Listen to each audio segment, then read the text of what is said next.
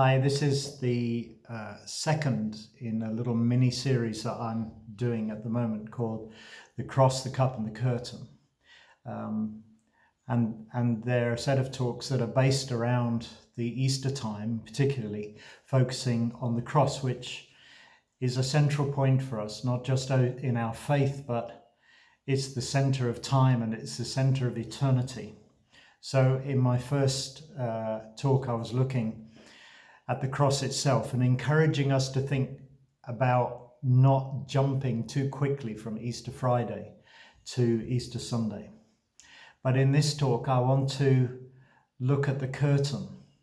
One of the wonderful things about Easter and the story of the cross is that at that time in history, God made it possible for us to have a new kind of relationship with each member of the Godhead. So a little bit later on at Pentecost, we saw that the Holy Spirit was released into the lives of believers and they were completely changed. And we could look at that, but we're not going to today. This little talk about the curtain is all about how God the Father, how God in heaven, who up until now had been something terrifying and distant and overwhelming, would become intimate with mankind. You'll remember that in Old Testament times, people had to be very careful not to get too close to God. You'll remember that when Moses went up on Mount Sinai, he had a whole list of rules that the people had to obey. Don't even touch the mountain or you'll die. And when Moses went up there was smoke and lightning, and all the people knew that God was awesome. They feared him. They were terrified of him in a way. But even then, God began to show his people that he wanted an intimate relationship. So he gave them those instructions for building the tabernacle, which was a tent, and later on the temple. And the whole idea was to provide a visual aid, something three-dimensional, that the people could look at. And God was saying, listen, this is my dwelling place. I am choosing to come and live with my people. But even then it was frightening, because inside the tabernacle or the temple, there were two main rooms. There was the holy place, which occupied most of that area inside the building or the tent. And that place was full of wonderful scents and sounds and sights. It was a sensory overload. There were candles burning. There was freshly baked bread. There was incense burning. And there at the front of the holy place was this curtain. It was thick and heavy and beautiful. But everybody knew that inside that next area, which was called the Holy of Holies, was the Ark of the Covenant, that amazing box, all covered in gold, with angels sitting on its top. And that place between those angels was called the mercy seat. It was the very place where people knew that God's presence was resting and abiding. The priests were scared of it, though. Only once a year a priest was sent in there, the high priest. And legend has it that when a priest went into that part of the temple, they would tie a rope, a cord around their ankles, because they were afraid that in the presence of the Father, they would be completely overwhelmed and they would die. So the rope was there so that people could pull them out again if they died. And that's the kind of relationship that people had with God the Father before the cross, before the story of the cross. And this talk is called The Curtain because amongst all the amazing things that happened in those hours around the cross and then the resurrection, one of the amazing things that happened was that inside the temple in Jerusalem, where that heavy curtain hung in front of the Holy of Holies, when Jesus died, and when he called out with a loud voice, "It is finished," and gave up his spirit, God himself said, "Enough is enough." And he took hold of that curtain and he ripped it all the way down the middle from the top to the bottom. I love the verses that describe this story, and in a way they're quite humorous, but in a way they're also incredibly inspiring. Here's from Matthew chapter 27. At that moment, and it describes the moment of Jesus' death, at that moment the curtain in the temple was torn in two from top to bottom. The earth shook, the rocks split, and the tombs broke open. Then the passage goes on to talk about those moments after Jesus' resurrection. There it says, the bodies of many holy people who had died were raised to life.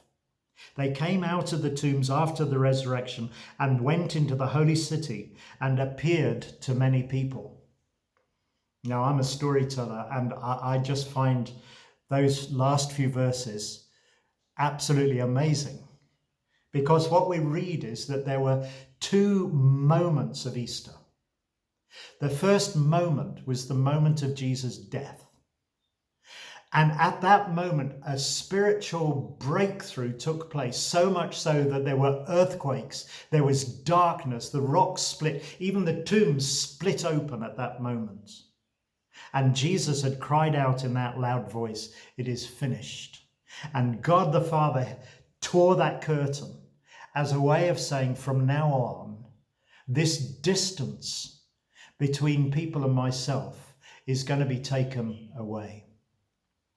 In the encounters that I've been describing in these videos, I found myself one day in what I realized was the temple. I was just suddenly there in the holy place, and I looked around me and I could smell the incense and the bread, and I could see these beautiful hangings on the walls, and I could see silver and gold and the flicker of candles, and I felt that I was there gazing forward at the Ark of the Covenant, all covered in gold. And in my encounter, instead of seeing the cherubim there made out of gold, I saw that there were real angels sat on the mercy seat. And I could see this curtain, this heavy curtain, hanging in shreds on either side of it, as a declaration to mankind, no more do I want to be separated from my children.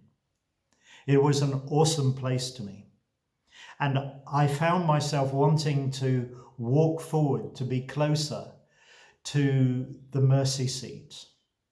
In other encounters, I had sensed the presence of the Father, and in a heavenly place he seemed to be far away at the top of a huge staircase with two landings and a whole arch of angels. And when you looked up to the top of this staircase, which was hundreds and hundreds of meters tall, you could see a light that was so bright that you dared not look at it. And at the bottom of the light, you could just make out the bottom of the throne, and you knew the Father was up there. And in those encounters I had tried, because there's a magnetism about God the Father. There's something in the hearts of us all that wants to be fathered.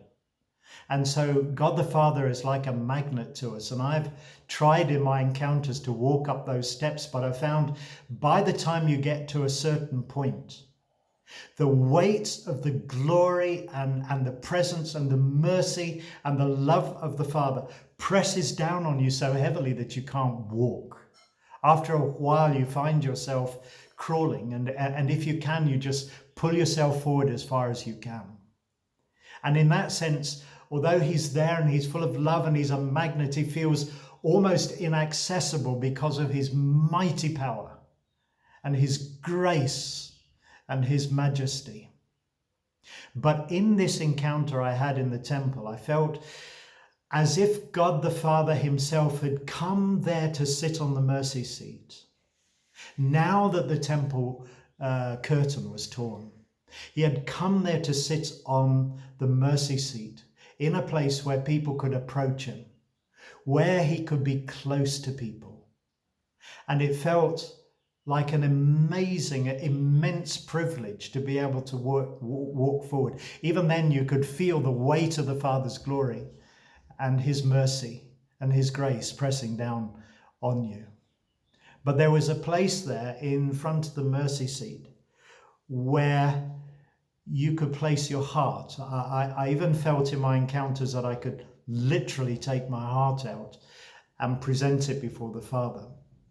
And in one of the talks I've done previously called Show Me Your Heart, I described how that happened and talked a little bit about that. But today, with this little video, I just want to underline the thing that has become so precious to me. And that is that the whole Godhead, Father, Son, and Spirit, want an intimate relationship with us. I hardly dare say it, but God the Father wants his children to be small. He wants us to be like little children. Because when we are little children, then God the Father becomes our Abba. And I'm not talking about the 1970s pop group. Abba is the word used for daddy. And when God makes himself a daddy to us, then he has a lap that we can sit on. I know it's hardly possible to believe. And a chest that we can lean our heads against so that we can hear the beating of his heart. And there is no safer place, there is no more beautiful place than being that close to the Father. I want to finish by just encouraging you to imagine. Use your imagination. Or if you've been practicing the art of keeping still, being still, which is something that I've been trying to learn, then find a way to be still in his presence. Sometimes it helps just to put some worship music on, something that connects you with the presence of God. But this Easter time, amongst all the busyness, remember this, that the curtain is torn and that there is a Father and he sits and waits for you on the mercy seat. And you can go there, even in your imagination, and stand in the holy place and smell and taste and look and hear. And you can step forward, even through those torn curtains, into the very Holy of Holies. Because one of the things that God won for us at the cross is intimate access with the Father. You and I have a daddy who loves us, and he has a lap that we can sit on, and a place where we can lean our head, as if we are the only people in the whole universe. Thank you.